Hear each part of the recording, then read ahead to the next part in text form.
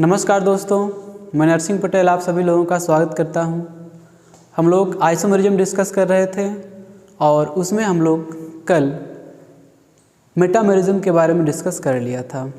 अभी आज हम लोग स्टीरियो आइसोमेरिज्म के बारे में पढ़ेंगे, लेकिन उसके पहले देख लेते हैं कि क्या क्या हम लोगों ने टॉपिक को पढ़ा है अभी तक।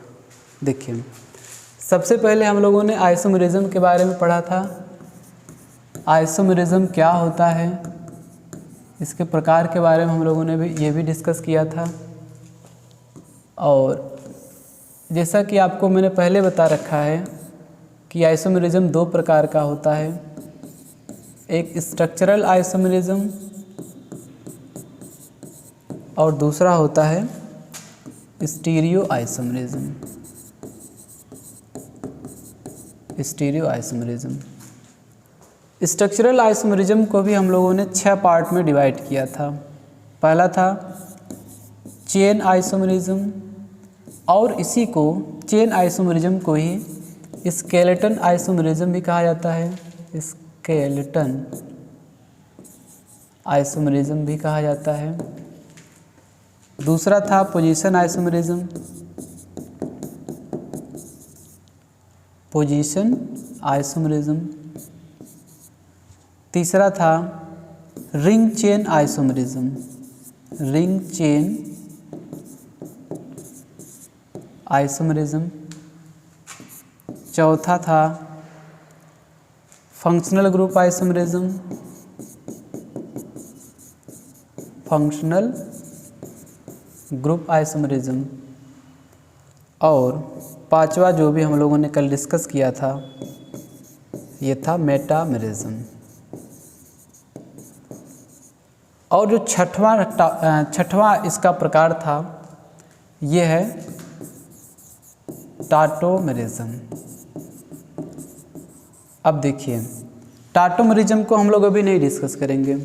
टाटोमेरिज्म को हम लोग जब जीओसी पढ़ने लगेंगे उसी के क्रम में वहाँ पर जीओसी फर्स्ट में हम लोग टाटोमेरिज्म को डिस्कस करेंगे।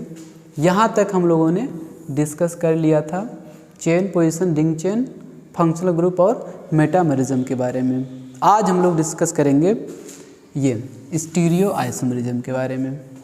ठीक है, तो ये देख लीजिए, हम लोगों ने इतना टॉपिक को डिस्कस कर लिया है।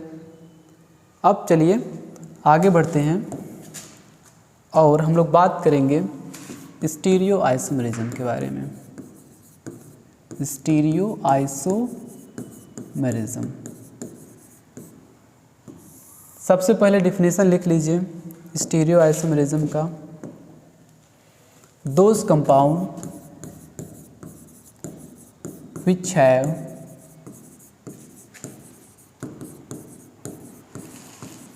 same molecular formula, same MF का मतलब same molecular formula, same structural formula, same structural formula, structural formula,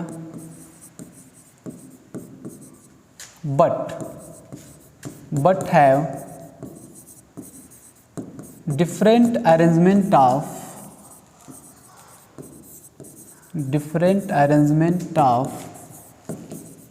atoms, but have different arrangement of atoms or groups in 3D। ठीक है, क्या लिखा गया है? Those compound which have same molecular formula, same structural formula, but have different arrangement of atoms in 3D। इनका molecular formula same रहेगा, इनका structural formula भी सेम रहेगा। स्ट्रक्चरल आइसोमेरिज्म में हम लोग देख रहे थे स्ट्रक्चर अलग अलग था। यहाँ पे स्टीरियो आइसोमेरिज्म में स्ट्रक्चरल फार्मूला भी क्या रहेगा? सेम रहेगा।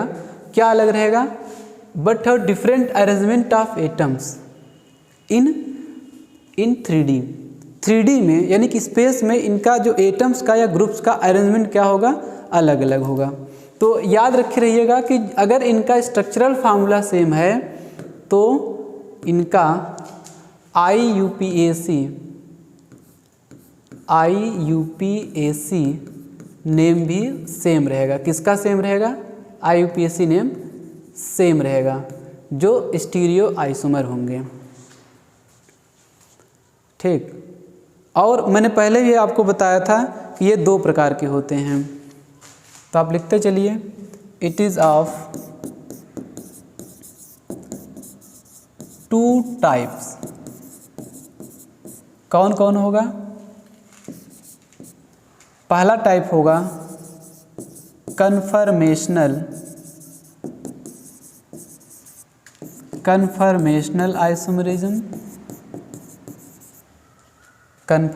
आइसोमरिज्म, और दूसरा टाइप होगा configurational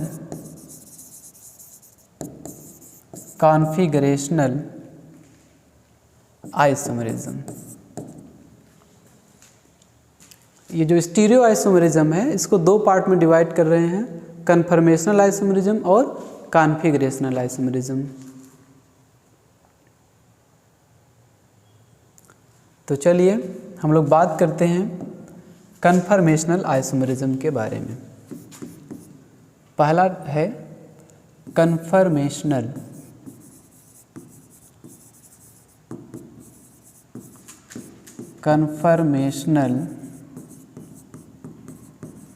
isomerism.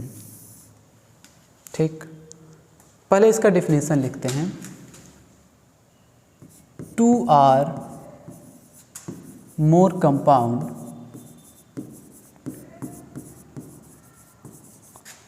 having same molecular formula, same structural formula,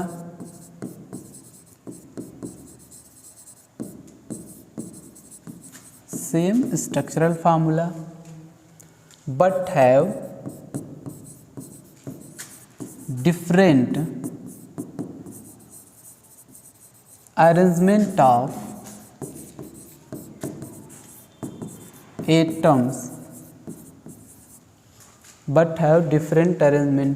atoms or groups in space। Atom या ग्रुप का अरेंजमेंट स्पेस में अलग होगा, डिफरेंट होगा, due to free rotation of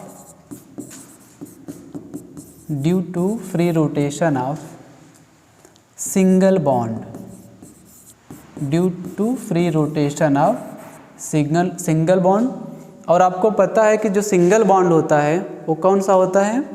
वह होता है सिग्मा बॉन्ड।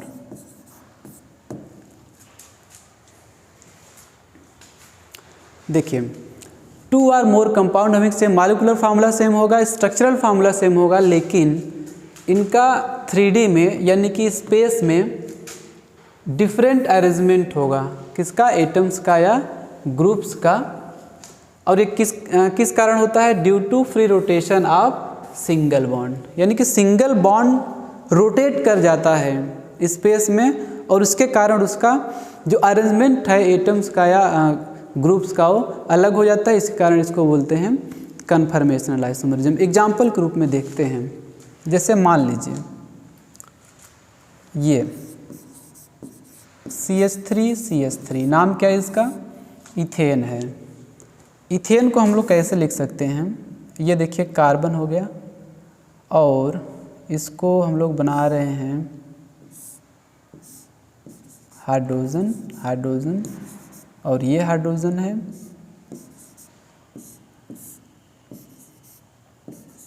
देखिए, ये आपका इथेन का मॉलिक्यूल है। यहाँ पर देखिए जो कॉर्नर्स हैं, ये यहाँ पर कार्बन है, यहाँ पर भी कार्बन है, इन दोनों जगह कार्बन है, और प्रत्येक कार्बन से 3-3 हाइड्रोजन अटैच्ड है। देखिए 3-3 हाइड्रोजन अटैच्ड है। अब अगर ये मॉलिक्यूल इस सिंगल बॉन्ड के अराउंड रोटेट कर जाए, अगर सिंगल बॉन्ड के अराउंड रोटेट कर जाए, तो हम बोलेंगे कि ये कन्फर्मेशनल आइसोमरिज्म शो करेगा। अच्छा, अब सवाल ये उठता है कि ये सिंगल बॉन्ड के अराउंड रोटेट क्यों करेगा, इसको एनर्जी कहाँ से मिलेगी? तो देखिए, रूम टेम्परेचर पर ये जो मॉलिक्यूल्स है रूम टेम्परेचर पर इतनी एनर्जी अवेलेबल होती है कि इसके बांड को ये अपना बांड रोटेट कर सकता है। ये एनर्जी रूम टेम्परेचर पर अपने आप अवेलेबल होती है, इनको कहीं से एनर्जी देने की ज़रूरत नहीं पड़ती है। ठीक है, तो एक दो पॉइंट और लिखेंगे इसके तब तक आप इसको नोट कर लीजिए।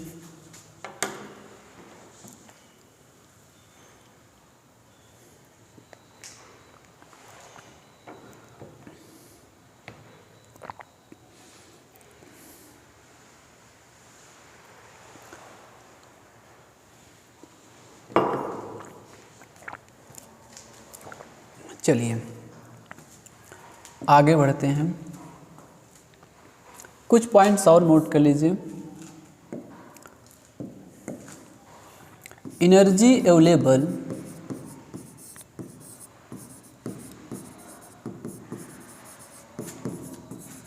at room temperature far above free rotation energy available at room temperature far above free rotation, hence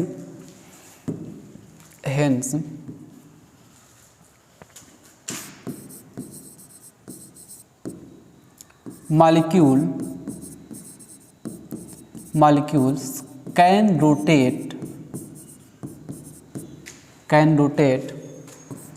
to form different conformer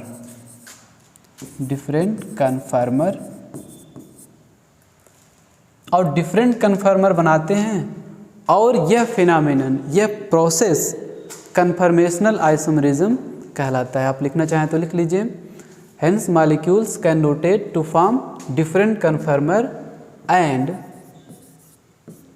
this phenomenon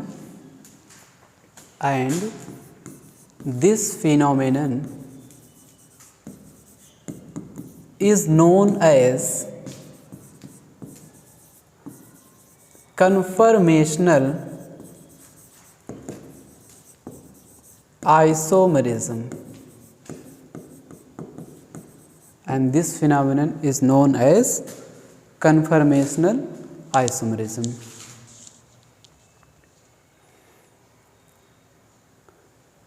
अब देखिए, ये जो मॉलिक्यूल्स है रोटेट कर जाता है, और रोटेट करके क्या बनाता है? डिफरेंट कन्फर्मर बनाता है, डिफरेंट कन्फर्मर।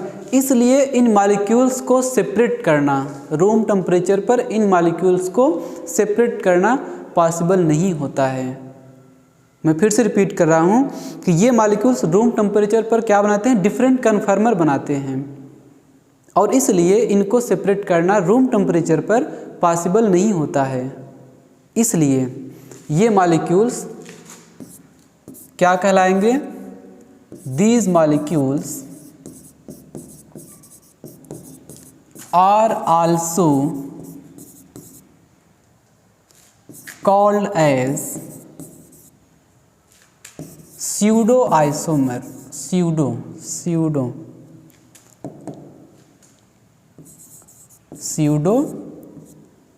isomer। इसका मतलब क्या? That is, these are not true isomer. These are not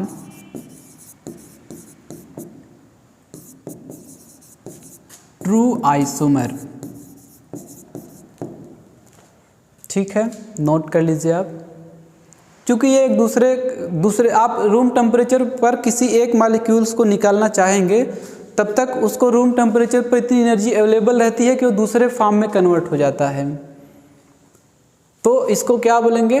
pseudo isomer, या कह सकते हैं कि these are not true isomer, ये ट्रू आइसोमर नहीं होते हैं।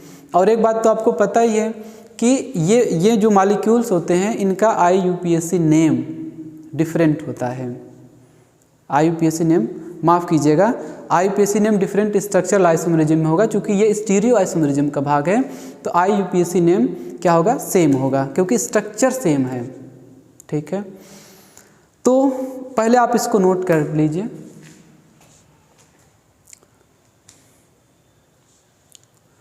तो देखिए आज हम लोग बस इतना ही पढ़ते हैं, और कल के लेक्चर में हम लोग पढ़ेंगे कि स्ट्रक्चरल आइसोमेरिज्म को काउंट करना। बहुत ही इम्पॉर्टेंट तो सवाल है, वो क्वेश्चंस हैं जो एग्ज़ाम में आते रहते हैं। इसके लिए आप लोग एक काम कीजिएगा कि मोनोवैलेंट रेडिकल पढ़ कर आइएगा, और उसके साथ साथ DU को भी पढ़ कर आइएगा। ठीक है, बिना DU किए या बिना मोनोवैलेंट रेडिकल को जाने हुए वो जो हम स्ट्रक्चरल आइसोमेरिज्म की काउंटिंग नहीं कर सकते हैं। तो ठीक है, आज हम लोग इतना ही रखते हैं। Thank you.